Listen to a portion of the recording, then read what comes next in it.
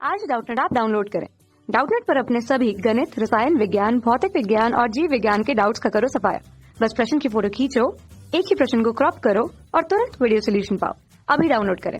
नमस्कार दोस्तों, आज का हमारा सवाल है किसी विद्यालय के 180 विद्यार्थियों का औसत भार 50 किग्रा है। यदि लड़कों का औसत भार 60 किग्रा है व लड़कियों का औसत भार 45 किग्रा हो तो विद्यालय में लड़कों एवं लड़कियों की संख्या ज्ञात करो। तो आइए इस सवाल को हल करते हैं। तो यहाँ पर हमें क्या दे रखा है, औसत भार दे रखा है 180 विद्यार्थियों का। तो सबसे पहले हमारे पास विद्यालय में कुल विद्यार्थी कितने हैं, कुल विद्यार्थी ये तो है हमारे पास 180।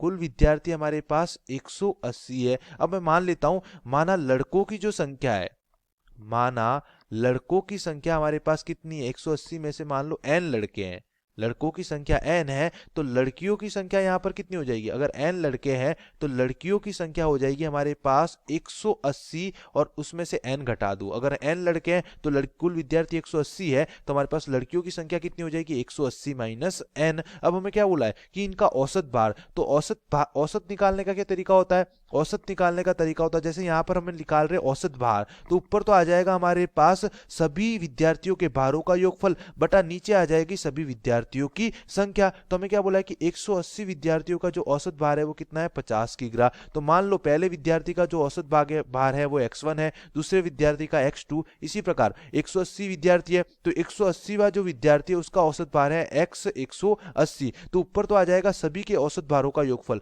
मतलब x1 प्लस x2 और इसी प्रकार 180 विद्यार्थियों के औसत भारों का योगफल, और बटे नीचे हमारे पास क्या आ जाएगा, नीचे आ जाएगा कुल विद्यार्थियों की संख्या। तो कुल विद्यार्थी कितने, 180। तो ये औसत निकालने का तरीका होता है। अब यहाँ पर औसत भार हमें कितना दे रखा है, 50 केजी। औसत भार हमें दे रखा है 50 केजी, तो इसकी जगह आ जाएगा 50 बराबर ये आ जाएगा हमारे पास x1 plus x2 plus dash dash dash x 180। 180 विद्यार्थियों के भारों का योगफल और बटे में आ जाएगा 180। तो यहाँ से हमारे पास क्या आ जाएगा, यहां से हमारे पास आ जाएगा x1 प्लस x2। 180 का यहां पर गुणा करूंगा तो हमारे पास क्या आ जाएगा, x1 plus x2 plus dash dash dash x 180। 180 विद्यार्थियों के भारों का योगफल बराबर आ जाएगा 50 गुणा 80। ये कितना हो जाएगा, 18 इंटू 5 हो जाएगा हमारे 90। तो ये आ जाएगा हमारे पास 9000 किलोग्राम। तो कुल विद्यार्थियों के जो भारों का योगफल हो जाएगा 1 से लेकर 180, जो हमारे पास कुल विद्यार्थी है, पहले विद्यार्थी का भार हमने x1 माना है, दूसरे का x2,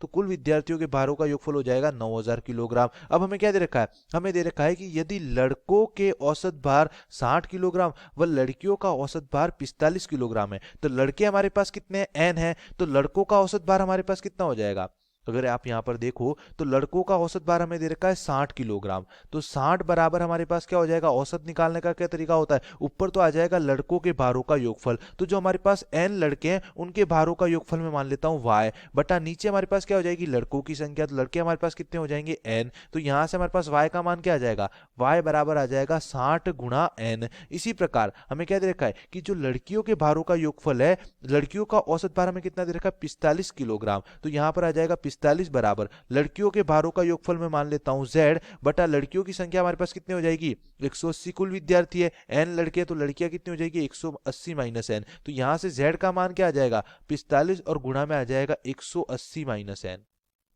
तो यहां पर आप ध्यान से देखना, हमने y किसको माना है, y हमने माना है लड़कों के भारों का योगफल और z हमने माना है लड़कियों के भारों का योगफल। और अगर मैं लड़कों के भारों का योगफल प्लस लड़कियों के भारों का योगफल करता हूं तो हमारे पास क्या आ जाएगा, कुल विद्यार्थियों के भारों का योगफल, जो कि हमारे पास किसके बराबर है, 9000 किलोग्राम के बराबर, क्योंकि कुल विद्यार्थी 180 है जिसमें से n लड़के हैं और 180 माइनस n लड़कियां है। तो यहां से मैं क्या लिख सकता हूं, अगर मैं इन दोनों समीकरणों को जोड़ू तो हमारे पास क्या आ जाएगा, y प्लस z बराबर क्या आ जाएगा, y प्लस जेड बराबर आ जाएगा हमारे पास 60n प्लस 45 और गुणा में आ जाएगा 180 माइनस n। अब जो y प्लस जेड है वो क्या है, लड़कों के भारों का योगफल प्लस लड़कियों के भारों का योगफल, जो कि हमारे पास x1 से लेकर x 180 जो हमारे पास कुल भारों का योगफल है, कुल विद्यार्थियों के भारों का योगफल उसके बराबर होगा, जो कि यहाँ पर हमारे पास क्या है, 9000 किलोग्राम। तो ये आ जाएगा हमारे पास 9000 बराबर 60n प्लस 45 इंटू 180 माइनस 45 है, तो माइनस 45 उनको पहले लिख रहा हूं, और 45 गुणा 180 ये हो जाएगा हमारे पास 8100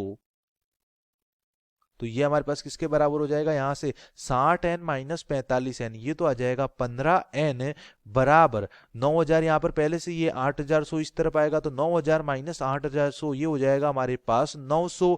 तो 15n बराबर 900, तो n बराबर क्या आ जाएगा 900 बटा 15। तो यहाँ पर 15 का पहाड़ा जाएगा 900 में कितनी बार जाएगा, तो 90 में जाएगा, 15 छंग 90 और 0 का 0, तो ये हमारे पास किसके बराबर आ जाएगा 60 के बराबर। तो हम क्या बोलेंगे कि n का मान हमारे पास कितना आ गया 60 आ गया। अब n हमने क्या माना था, n हमने माना था लड़कों की संख्या, n हमने क्या माना था लड़कों की संख्या, तो हम यहाँ पर क्या बोलेंगे कि जो लड़कों की संख्या है वो तो आ गई 60, जो लड़कों की संख्या है वो तो हमारे पास कितनी आ गई 60, और जो लड़कियों की संख्या है वो 180 माइनस 60 मतलब 120 के बराबर। अतः हमारे पास कुल लड़कों की संख्या आ गई 60 व लड़कियों की संख्या आ गई 120। धन्यवाद।